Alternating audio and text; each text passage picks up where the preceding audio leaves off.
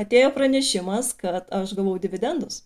Bet kad jie būtų apsaugoti ir kad aš pastoviai juos gaučiau, reikia mokėti atsirinkti patikimas, saugias dividendinės kompanijas. Ir tą mes šiame video kartu ir padarysime. Labas, čia Investor LT. Eikime iš karto prie esmės. Į ką pradžioje mes žiūrime? Žiūrime į tai, koks yra kompanijos dividendinis pajamingumas. Tai yra, kokią grąžą aš gausiu nuo mano investuotų pinigų. Kur tą žiūrėti? Einame į finviz.com puslapį, spaudžiam screener ir čia galime rinktis. Štai, dividend yield, tai yra dividendinis pajamingumas. Ir kadangi mes kiekvieną sekmadienį šiame kanale aptariame rinkos situaciją, tai mes žinome, kokia yra infliacija JAV, kokia yra eurozonoje. Todėl dabar galime formuoti pavyzdį, kad gautume tokią grąžą, kuri padengtų infliaciją. Eurozonoje virš 5%, tai ir dividend yield renkamės virš 5%. Mes taip pat norime didelės stabilios įmonės. Todėl renkamės, kad kapitalizacija, pavyzdžiui, būtų bent jau didesnė nei 10 milijardų. Kuo man nepatinka mažos kapitalizacijos įmonės, pavyzdžiui, iki milijardo ar 2-3 milijardų dolerių, nes ten yra didesnė rizika. Kodėl? Todėl, kad stambus investuotojai su dideliais pinigais mažos kapitalizacijos įmonę gali laisvai stumdyti. Tai yra, gali akcijos kainą pakelti iki mėnulio ir lygiai taip pat nuleisti iki visiško dugno. Aišku, kam patinka adrenalinas, kas bando savo sėkmę, gali tokiu būdu lošti ir kartais tikiu, kad pasiseka. Ir gerai, jeigu spėjate iš tokių investicijų išeiti prieš patiriant nuostolius arba išeinate su mažais nuostoliais, nes mokate teisingai užsistatyti stopus, bet kad be reikalo negadintume savo nervinių ląstelių, rinkimės didesnės kapitalizacijos įmonės, pavyzdžiui, virš 10 milijardų. Taip, dabar radome 89 kompanijas. Kad būtų lengviau, pasirinkime sektorių. Pavyzdžiui, consumer defensive. Tai yra kasdienių vartojimo prekių sektorius. Dar vadinamas saugių sektorių, neciklinių sektorių. Na, o kas yra ciklinis ir neciklinis sektorius, kalbėjau atskirame video. Ir dabar jau turime 3 kompanijas. Visos, kaip matome, susijusios su rūkalais, ne pats etiškiausias verslas, bet šį kartą renkamės iš šio sąrašo. Beje, tai ne rekomendacija pirkti, aš nieko niekada pirkti nesiūlau, aš tiesiog dalinuosi, kaip aš renkuosi kompanijas. Taip, dabar einame į valuation skiltį, čia pasilyginsime vertės rodiklius. Kaip matome, mažiausias PE rodiklis yra BTI kompanijos, o ką reiškia šie rodikliai ir kaip juos vertinti, žinome, kad šiame kanale yra apie tai atskiri video. Naudingos nuorodos, kaip visada, video aprašyme ir jeigu esate naujokas, tai būtinai pasižiūrėkite grojaraščio Pinigų akademija video. Taip, kažkodėl čia nėra forward PE rodiklio, bet mes žinome kitų puikių puslapių investuotojams, vienas iš jų Guru Focus, einame ten. Ir pasitikrinkime, koks yra BTI forwardinis PE rodiklis. Tai yra kitų metų kainos ir pelno santykis. Taip, forward PE yra beveik toks pats kaip ir šiųmetinis. Tai ši kompanija pagal PE rodiklį yra pigiausia. Na ir kaip matome, kiti rodikliai irgi yra geresni nei konkurentų. Puikus PEG rodiklis, geri price to sales, price to book, lyginant su konkurentais. Dar pasižiūrėkime kitus finansinius rodiklius. Tai jie BTI kompanijos irgi yra geresni, todėl turbūt iš šios trijulės rinksimės British American Tobacco kompaniją ir čia prasideda mūsų gilesnė analizė. Tam, kad detaliau panagrinėti kompaniją, man labai patinka Guru Focus puslapis. Štai matome kompanijos grafikas, šiuo metu akcijos kaina $32.90. Važiuojame žemyn skolų aptarnavimui, pinigų pakankamai, nes operacinio pelno kompanija uždirba 9 kart daugiau. Todėl skolų našta didelių problemų nekelia. Net marža 31%, kas yra daug geriau nei uždirba konkurentai. Ir aišku, kadangi tai yra dividendinė kompanija, tai mes suprantame, kad nei pajamų, nei pelno augimo didelio nėra ir nebus. Planuojama štai, kad pajamos augs apie 2%, pelnas apie 3%. Na, todėl suprantame, kad ir dividendų stipriai didinti kasmet jį negali. Nes jeigu didintų, pavyzdžiui, daugiau nei auga pelnas, tada kompanija labai greitai pati save įspaustų į kampą. Ir kad iš jo išlįstų, bus priversta kažkada Geriausiu atveju nebedidinti dividendų, blogesniu atveju kažkurią dividendų dalį nurėžti, tai yra dividendų sumažinti, na ir blogiausiu atveju nuspręsti visai dividendų nebemokėti. Aišku, labai gerai, kai kompanija sugeba daugiau nei 25 metus dividendus kasmet auginti.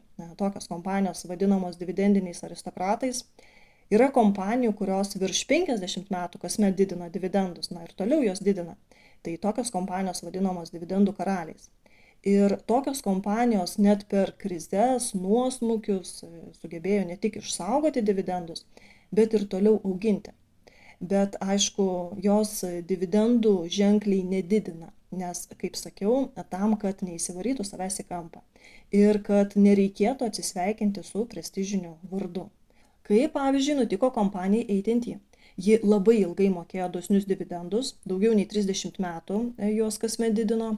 Ji buvo dividendinis aristokratas, bet buvo tokių ketvirčių, kad jos pelno net neužtekdavo dividendų išmokėjimui ir tik free cash flow dėka dividendus išmokėdavo.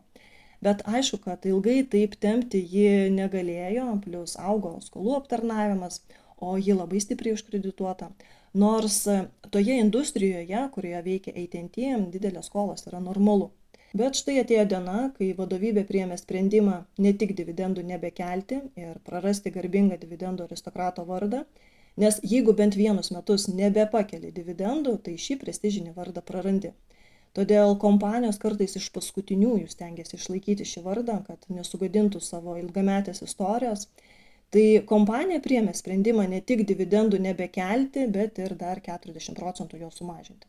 Kanale apie šią kompaniją yra ne vienas video, yra išsami jos analizė. Tiesa, senokai daryta, bet video gali pasitarnauti kaip pavyzdys pačiam vertinti kompaniją ir pasižiūrėti, kaip aš vertinu kompanijas, na ir ką aš kreipiu dėmesį ir panašiai. Na, o kalbant apie BTI kompaniją, tai jos dividendų mokėjimo istorija taip pat labai spalvota. Ji yra ir didinusi, ir mažinusi dividendus, todėl dėja, bet stabilios dividendų auginimo istorijos nėra. Nors iš kitos pusės mes suprantame, kad ilgai mokėti arba vis didinami dividendai dar negarantuoja, kad jie ir toliau bus didinami ir mokami. O tai kiek kompanija moka tų dividendų? Tai jos metinė dividendinė grąža, dividend yield, yra 8,34%. Tai jeigu aš dabar perku šią akciją už $32.90, tuomet užsifiksuoju 8,34% metinę grąžą. Čia aišku prieš mokesčius, nes mes žinome, kad 15% mums išskaičiuos, tai yra mes gausime dividendus jau su išskaičiuotais mokesčiais. Nors, aišku, yra kompanijų, kurios neįskaičiuoja dividendų, jos palieka sumokėti investuotojams, dažniausiai tai yra LLP bendrovės, todėl jų ir dividendinė grąža būna viena didžiausių. Bet jeigu ne partnerystės principų veikiančios įmonės, tai mokesčius išskaičiuos. Dabar, kodėl būtent tokia grąža? 8,34%.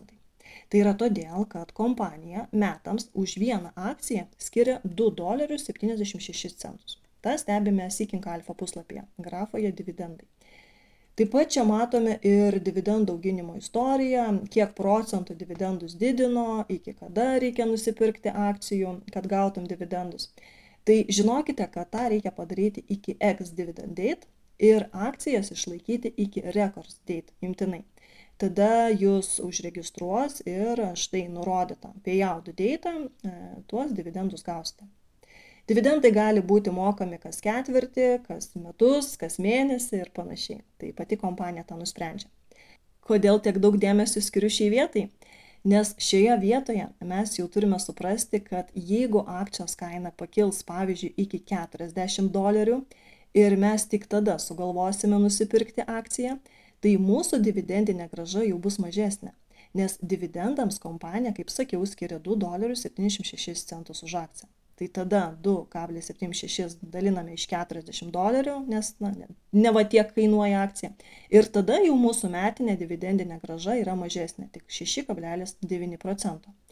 Ir atvirkščiai, jeigu nupirksime šią akciją pigiau, pavyzdžiui, už $25, įsivaizduokime rytoj stiprus rinkos kritimas ir BTI prekiaujam už $25. Tai metinė grąža prieš mokesčius jau bus 11%. Ir štai šioje vietoje aš noriu dar kartą atkreipti jūsų dėmesį, kad aukštas dividendinis pajamingumas gali reikšti tik tai, kad akcijos kaina labai stipriai krito ir kad šiuo metu nėra investuotojų, kurie, matydami tokią dividendinę grąžą, skubėtų tas akcijas atpirkti. Todėl būkite šioje vietoje dėmesingi ir jeigu akcijos kaina krito, o mes matome, kad šios kompanijos akcijos krito, tai jau mums yra signalas. Todėl vien į dividendinį pajamingumą nežiūrime. Ir jeigu matome, kad kompanija sparčiai didina išmokamus dividendus, irgi pasižiūrėkime į tai, ar jos pelnas taip pat sparčiai auga ir kad ateityje augs ir kad jie galės sau leisti sparčiai dividendus didinti. Kitas dalykas, į ką svarbu pasižiūrėti, tai kiek kompanija nuo pelno skiria dividendams. Labai gerai, jeigu skiria iki 60%, nes tada suprantame, kad lieka įmoniai dar nemažai pinigų tiek verslo plėtrai, tiek buybekams, tiek dividendų auginimui. Aišku, yra išimčių, pavyzdžiui, rytai, apie juos yra ne vienas video kanale. Rytai pagal įstatymus dividendams turi skirti ne mažiau 90% nuo pelno. Todėl jų dividendinė grąža irgi būna viena didžiausia. Na ir kiek nuo pelno skiria dividendams ši kompanija, žiūrime štai dividend payout ratio, matome 44%. Tai tiek jie nuo pelno skiria dividendams.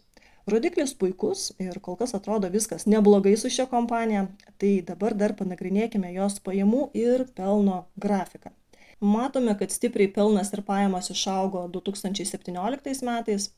Iš gretimo grafiko matome, kad tada ir skolos stipriai išaugo, tai įmonė pasiskolino ir kažką nusipirko, štai matome, kad įmonės turtas tada padidėjo, ir įgytas turtas jai sugeneravo stipresnį pelną ir pajamų srautą.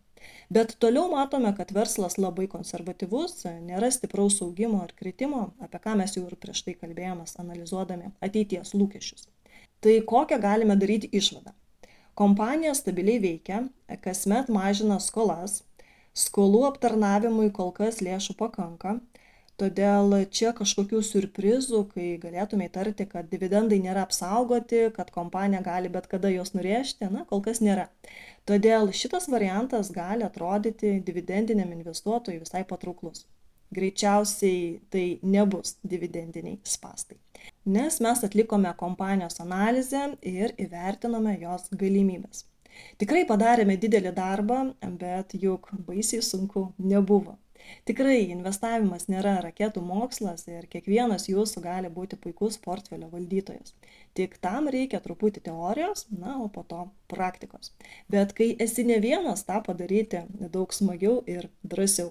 Todėl prisijunk ne tik prie šio kanalo, bet ir prie mūsų Facebooko grupės tuo pačiu pavadinimu. Iki.